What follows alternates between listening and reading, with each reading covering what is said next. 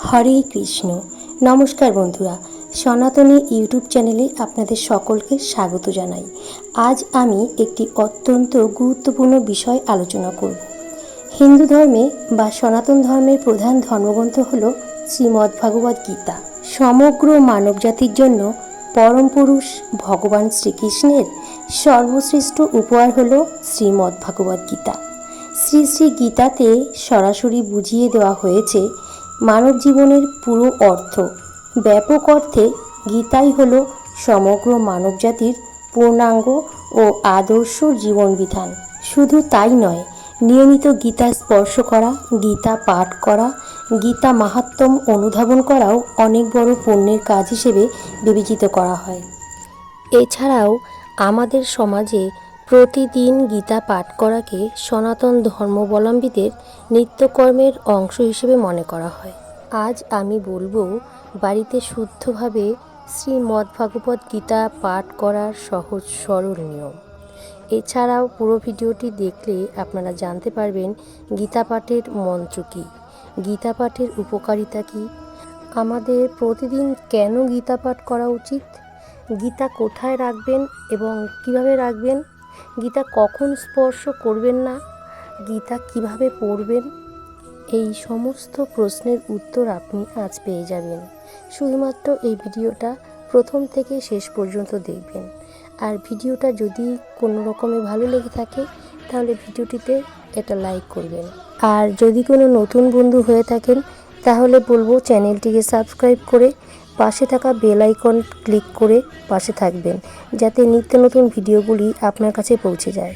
তাহলে চলুন এইসব ব্যাপারে বিস্তারিত জেনে নিন। প্রথমেই বলি, আমাদের প্রত্যেকেরই গীতা পাঠ করা উচিত। যেই গৃহে প্রতিদিন গীতা পাঠ করা হয় সেই গৃহে কোনো রকম কোনো সমস্যা প্রবেশ করে না। সেই গৃহে সর্বদা সুখ স্বাচ্ছন্দ্য বজায় থাকে। আর যেই গৃহে গীতা থাকে সেই গৃহে কখনোই মদ্যপান করা উচিত নয়। তাহলে চলুন জেনে নেওয়া যাক কী এমন রয়েছে এই গ্রন্থটিতে। এই গ্রন্থটিকে মানুষ শুধুমাত্র পড়ে না, এর পূজা পর্যন্ত করে থাকে। প্রতিদিন এই গ্রন্থটিকে শুধু স্পর্শ করার মধ্য দিয়ে এক অদ্ভুত অনুভূতি জাগ্রত হয়। আপনি হয়তো জানেন যে মৃত্যুর পর মানুষের বুকে গীতা স্পর্শ করানো হয়ে থাকে। তাই আমাদের মনে প্রশ্ন জাগতেই পারে যে এই গ্রন্থটির মধ্যে কী এমন রয়েছে, কেন এই গ্রন্থটি আমাদের কাছে এত পবিত্র। এই পবিত্র গীতা শুধুমাত্র একটি ধর্মগ্রন্থ নয়, এই ধর্মগ্রন্থ সকল সমস্যার সমাধানের পথ দেখায়। এই গ্রন্থ জীবনযাপন চলার গ্রন্থ। কুরুক্ষেত্রে যুদ্ধের সময় যুদ্ধক্ষেত্রে ভগবান শ্রীকৃষ্ণ নিরাশাগ্রস্ত হতাশাজনক অর্জুনকে যে বাণী প্রদান করেছিলেন সেটাই গীতার মূল আলোচনার বিষয়বস্তু। শ্রীমদ্ভাগবত গীতা স্বয়ং ঈশ্বরের বাণী। গীতাকে অস্বীকার করার অর্থ হলো নিজের অস্তিত্বকে অস্বীকার করা। গীতা আমাদের শেখায় যা ঘটছে তা অস্বাভাবিক এবং অনিবার্য। তাই আপনাকে বিশ্বাস করতে হবে যে যা কিছু ঘটছে তা মানুষের মঙ্গলের জন্যই ঘটছে। এর মধ্যে হস্তক্ষেপ করার আমাদের কোনো অধিকার নেই। তাই যা হবে সেটা হাজার চেষ্টা করেও আপনি কিন্তু থামাতে পারবেন না। কথায় বলে ভগবান যা করেন মঙ্গলের জন্যই, এটাই সত্যি। আপনি শুধু কর্ম করে যান, ফলের আশা করবেন না। কর্মফলের উপর আপনার কোনো অধিকার বা দাবি নেই। পবিত্র গীতা আমাদের আত্মনিয়ন্ত্রণ করতে শেখায়। এতে লেখা আছে স্বর্গই আমাদের মুখ্য উদ্দেশ্য নয়, বরং মোক্ষ প্রাপ্তি আমাদের সব থেকে বেশি গুরুত্বপূর্ণ। আর এই মোক্ষ লাভ করতে হয় আত্মজ্ঞানে, অর্থাৎ ব্রহ্মকে জানতে। এই ব্রহ্মকে জানা সম্ভব হয় আত্ম উপলব্ধির মাধ্যমে। গীতা এই আত্ম উপলব্ধি করতে আমাদের সাহায্য করে। গীতা আমাদের শেখায় দেহের থেকে ইন্দ্রিয় বড়, অর্থাৎ শরীরের থেকে আমাদের পঞ্চ ইন্দ্রিয় বড়, ইন্দ্রিয়র থেকে আমাদের বুদ্ধি বা জ্ঞান বড়, আবার বুদ্ধি অপেক্ষা বড় হলো আত্মা, আর এই আত্মার থেকেও বড় পরমাত্মা। আর আমরা প্রত্যেকেই সেই পরমাত্মার অংশ। তাই আমাদের এই আত্মা অমর, একে কখনোই ধ্বংস করা যায় না। কেবলমাত্র শরীরের মৃত্যু হয়, আত্মার নয়। একজন ব্যক্তির মৃত্যুর পর কেবলমাত্র তার আত্মা শরীর পরিবর্তন করে। গীতা আমাদের শেখায় মানুষের সব থেকে বড় শত্রু হলো তার লোভ, লালসা, ক্রোধ, হিংসা, বিদ্বেষ, যা আমাদের প্রকৃতি ও চরিত্রকে নষ্ট করে। তাই এর থেকে পরিত্রাণ পাওয়ার জন্য একমাত্র উপায় গীতা পাঠ করা। তাই চলুন জেনে নেওয়া যাক গীতা পাঠের নিয়ম। প্রথমেই বলি, গীতা কখনোই মাটিতে রাখবেন না, কাঠের স্ট্যান্ডে রাখুন বা সিংহাসনে রাখুন। গীতাকে সর্বদা লাল কাপড়ে মুড়ে রাখুন। কখনোই গীতাকে ছেঁড়া বা ময়লা কাপড়ে মুড়ে রাখবেন না। আর মেয়েদের ঋতুস্রাব চলাকালীন গীতাকে কখনোই স্পর্শ করবেন না। এমনকি যেই গৃহে আপনি গীতা রেখেছেন সেই গৃহে কখনোই আপনি প্রবেশ করবেন না। এবার চলুন জেনে নেওয়া যাক গীতা আপনি কিভাবে পাঠ করবেন, কোথায় পাঠ করবেন আর কেনই বা পাঠ করবেন। গীতা পাঠ করার জন্য পবিত্র মন ও পবিত্র বস্ত্র পরিধান করে পবিত্র স্থানে আসন পেতে উত্তর বা পূর্ব দিকে মুখ করে বসুন।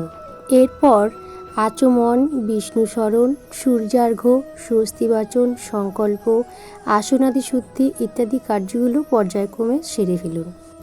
এরপর রয়েছে বৈষ্ণবদের একটি গুরুত্বপূর্ণ কাজ, আর সেটা হলো তিলক ধারণ মন্ত্র। নিচের স্ক্রিনে দেয়া হলো, আপনারা দেখে নিতে পারেন। এরপর আপনি তিলক ধারণ কার্যটি সেরে নিয়ে প্রথম ধাপে বলুন ওং তৎসৎ।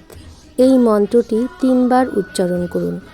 তারপর দ্বিতীয় ধাপে গুরুদেবকে প্রণাম সেরে নিন, কারণ গুরুই ব্রহ্মা, গুরুই বিষ্ণু, গুরুই মহেশ্বর। তাই গুরু প্রণাম মন্ত্রটি হল ওম অখণ্ড মণ্ডলাকারং ব্যপ্তং যেন চরাচরম তৎপদং দর্শিতং যেন তস্मै শ্রী গুরবে নমঃ। ওং অজ্ঞায়ন তিমিরান্ধস্য জ্ঞানাঞ্জন শলাকয়া চক্ষুরুন্মীলিতং যেন তস্मै শ্রী গুরবে নমঃ। গুরু ব্রহ্মা গুরু বিষ্ণু গুরুর্দেব মহেশ্বর গুরুর্দেব পরম ব্রহ্ম তস্मै শ্রী গুরবে নমঃ। এরপর তৃতীয় ধাপে নিজের পিতামাতাকে প্রণাম করুন, কারণ পিতামাতা আমাদের জাগতিক ঈশ্বর। তাই পিতা প্রণাম মন্ত্রটি হল পিতা স্বর্গ, পিতা ধর্ম, পিতা হি পরমন্তপ, পিতরি প্রীতিমাপন্নে প্রিয়ন্তে সর্বদেবতা।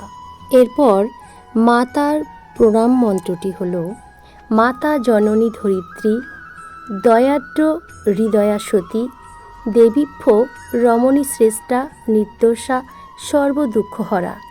ওং শান্তি রূপাং ক্ষমা রূপাং স্নেহরূপাং শুভঙ্করীং সাক্ষাৎ ভগবতী দেবীং মাতরং তাং নমম্যহং। এরপর চতুর্থ ধাপে ভগবান শ্রীকৃষ্ণ ও রাধিকার প্রণাম মন্ত্রটি সেরে নিন। শ্রীকৃষ্ণের প্রণাম মন্ত্রটি হল ওং কৃষ্ণায় বাসুদেবায় হরয়ে পরমাত্মনে প্রণত ক্লেশনাশায় গোবিন্দায় নমো নমঃ। হে কৃষ্ণ করুণা সিন্ধু দীনবন্ধু জগৎপতে গোপেশ গোপিকাকান্ত রাধাকান্ত নমস্তুতে। এরপর শ্রী রাধিকার প্রণাম মন্ত্রটি হল তপ্ত কাঞ্চন গৌরাঙ্গী রাধে বৃন্দাবনেশ্বরী বিশ্বভানুসুতে দেবী প্রণমামি হরিপ্রিয়ে। এরপর পঞ্চম ধাপে হল মা সরস্বতীর প্রণাম মন্ত্র নারায়ণং নমস্কৃত্যং নরং চৈব নরোত্তমম দেবীং সরস্বতীং চৈব তত জয়মুদিরয়েৎ। এরপর ষষ্ঠ ধাপে বলুন ওং নমঃ ভগবতে বাসুদেবায় নমঃ। 3 বার এই মন্ত্রটি জপ করুন। এই মন্ত্রটি পাঠ করে গীতাতে পুষ্পাঞ্জলি অর্ঘ্য নিবেদন করুন। তারপর গীতা খুলুন এবং হাত জোড় করে গীতা প্রণাম মন্ত্র পাঠ করুন। এরপর অষ্টম ধাপে ধ্যান বা মঙ্গলাচরণ পাঠ করুন। ওং হরি ওং তৎসৎ ওং নমো ভগবতে বাসুদেবায়। অথ শ্রীমদ্ভগবদ্গীতার মঙ্গলাচরণং প্রারম্ভম।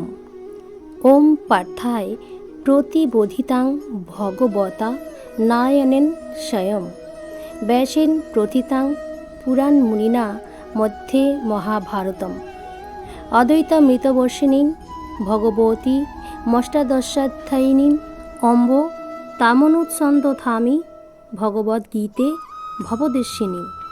এটা ছিল গীতার মঙ্গলাচরণের প্রথম শ্লোক। এই রকম আরও 8টি শ্লোক রয়েছে, অর্থাৎ মোট 9টি শ্লোক নিয়ে গঠিত গীতার মঙ্গলাচরণ। যদি আপনার সম্ভব হয় তাহলে সব কটি শ্লোকই পাঠ করবেন। এরপর অষ্টম ধাপে বলুন ওং ইতি শ্রীমদ্ভগবদ্ গীতার মঙ্গলাচরণম সমাপ্তম। এরপর নবম ধাপে গীতা পাঠ করা শুরু করুন। ধরা যাক আপনি সপ্তম এবং অষ্টম শ্লোক দুটি পাঠ করবেন, তাহলে হাত জোর করে বলুন নবম শ্লোক, তারপর সংস্কৃত শ্লোক শুরু করুন।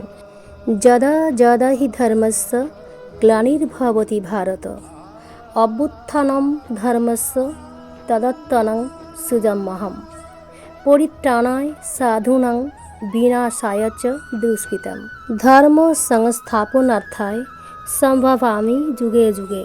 অর্থাৎ এর সরলার্থ হল, হে ভারত, যখনই ধর্মের অধঃপতন হয় এবং অধর্মের অভ্যুত্থান হয়, তখন আমি নিজেকে প্রকাশ করে অবতীর্ণ হই সাধুদের পরিত্রাণ করার জন্য এবং দুষ্কৃতকারীদের বিনাশ করার জন্য, এবং ধর্ম সংস্থাপনের জন্য আমি যুগে যুগে এই ধরাধামে অবতীর্ণ হই। এরপর দশম ধাপ। এই পর্যন্ত পাঠ করে আপনি যদি গীতা পাঠ শেষ করতে চান তাহলে বলুন ওং তৎসৎ ইতি শ্রীমদ্ভগবদ্ গীতাসু উপনিষদসু ব্রহ্মবিদ্যায়াং যোগশাস্ত্রে শ্রীকৃষ্ণার্জুন সংবাদে জ্ঞানযোগ নামকং চতুর্থ অধ্যায় একাংশেন সমাপ্তম। এখানে বলে রাখি, যদি আপনি সম্পূর্ণ অধ্যায় পাঠ করে থাকেন, একাংশেন শব্দটি উচ্চারণের প্রয়োজন নেই। এরপর একাদশ ধাপে গীতার মাহাত্ম্য পাঠ করুন। মনে রাখবেন, গীতার মাহাত্ম্য পাঠ অত্যন্ত জরুরি, না হলে আপনি কিন্তু গীতার ফল লাভ করতে পারবেন না। এরপর দ্বাদশ ধাপে পরম পুরুষ শ্রীকৃষ্ণের কাছে ক্ষমা ভিক্ষা মন্ত্র পাঠ করুন। এরপর ত্রয়োদশ ধাপে গীতার 18টি নাম জপ করুন। ওম গঙ্গা গীতা চ সাবিত্রী সীতা সত্তা পতিব্রতা ব্রহ্মাবলী ব্রহ্মবিদ্যা ত্রিসন্ধ্যা মুক্তিগেহিনী অর্ধমাত্রা চিদানন্দা ভবগ্নি ভ্রান্তিনাশিনী বেদত্রয়ী পরানন্দা তত্ত্বার্থ জ্ঞানমঞ্জুরি।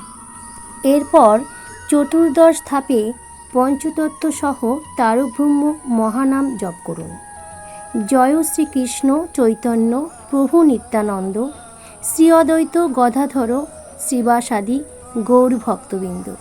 হরে কৃষ্ণ কৃষ্ণ কৃষ্ণ হরে হরে, হরে রাম রাম রাম হরে হরে। এরপর অন্তিম ধাপে শান্তি মন্ত্র জপ করুন। সর্বে সুখিন ভবন্ত, সর্বে সন্ত নিরাময়া, সর্বে ভদ্রাণি পশ্যন্ত, মা কশ্চিৎ দুঃখ ভাগ ভবেৎ। এবার আসুন গীতা পাঠের ফল জেনে নিই। প্রথম অধ্যায় পাঠ করলে মানুষের মন পবিত্র হয়। দ্বিতীয় অধ্যায় পাঠ করলে নির্মলতা লাভ করা যায়। তৃতীয় অধ্যায় পাঠ করলে সর্বপাপ দূর হয়ে যায়। চতুর্থ অধ্যায় পাঠ করলে ব্রহ্ম হত্যা এবং স্ত্রী হত্যাজনিত থেকে মুক্তি পাওয়া যায়। পঞ্চম অধ্যায় পাঠ করলে চৌর্য মহাপাপ দূর হয়। ষষ্ঠ অধ্যায় পাঠ করলে মন্দ ভাগ্য বিনাশ হয়। সপ্তম অধ্যায় পাঠ করলে বুদ্ধি নির্মলতা লাভ করে। অষ্টম অধ্যায় পাঠ করলে অখাদ্য ও অপেয়জাত সকল প্রকার পাপ দূর হয়। নবম অধ্যায় পাঠ করলে পৃথিবী দানের মতো পুণ্যফল লাভ হয়। দশম অধ্যায় পাঠ করলে সর্বপাপ বিনষ্ট হয়ে শ্রেষ্ঠ জ্ঞান জন্ম হয়। একাদশ অধ্যায় পাঠ করলে ব্রহ্মজ্ঞান লাভ হয়ে মুক্তি লাভ হয়। দ্বাদশ অধ্যায় পাঠ করলে বিশুদ্ধ ভক্তি জন্মে। ত্রয়োদশ অধ্যায় পাঠ করলে জ্ঞান চক্ষুর বিকাশ হয়। চতুর্দশ অধ্যায় পাঠ করলে অশ্বমেধাদি যজ্ঞের ফলাফল লাভ হয়। পঞ্চদশ অধ্যায় পাঠ করলে নির্মল জ্ঞান লাভ করে যোগী হওয়া যায়। ষোড়শ অধ্যায় পাঠ করলে মনুষ্য সংসার বন্ধন থেকে মুক্তি লাভ করা যায়। সপ্তদশ অধ্যায় পাঠ করলে রাজপেয় নামক যজ্ঞের ফল লাভ হয়। অষ্টাদশ অধ্যায় পাঠ করলে জ্ঞান রূপ অগ্নি দ্বারা পাপকে দূর করা যায়। এরপর ভগবদ গীতার নাম মাহাত্ম্য পাঠ করবেন। গীতার 18টি নামে রয়েছে ভিন্ন ভিন্ন নাম মাহাত্ম্য। এবার বলি, অনেকেই হয়তো আপনারা ভাবেন যারা মাছ মাংস খান তারা কি গীতা পাঠ করতে পারবেন? অবশ্যই পারবেন, তাতে কোনো পাপ হয় না, বরং আমরা গীতা সম্পর্কে অনেক অভিজ্ঞতা অর্জন করতে পারি। ছোট থেকে বড়দের প্রত্যেকেরই আমাদের গীতা পাঠ করা উচিত। আবার অনেকেই বলেন গীতা পাঠে বা কোনো সংস্কৃত শ্লোক উচ্চারণে যদি কোনো ভুল হয়ে থাকে তাহলে নাকি পাপ হয়। এটা একদমই ঠিক নয়, কারণ একদিন রত্নাকর দস্যুও কিন্তু মরা মরা উচ্চারণ করতে করতে তিনি রাম উচ্চারণ করেছিলেন এবং তারপরে কিন্তু তিনি মহামুনি বাল্মীকি মুনি হয়েছিলেন এবং রামায়ণ রচনা করেছিলেন। তাই কথা মনে করে কেউ কখনোই ভাববেন না যে আমি গীতা পাঠ করতে পারবো না। চেষ্টা করতে হবে। চেষ্টা করতে করতে দেখবেন আপনি একদিন ভুল উচ্চারণগুলো ঠিকভাবে উচ্চারণ করছেন। তবে কথা বলবো, শুদ্ধ উচ্চারণ করতে পারলে খুবই ভালো কথা। তো বন্ধুরা, এই ছিল আমার আজকের ভিডিও। আশা করি ভিডিওটি আপনাদের সকলের ভালো লেগেছে।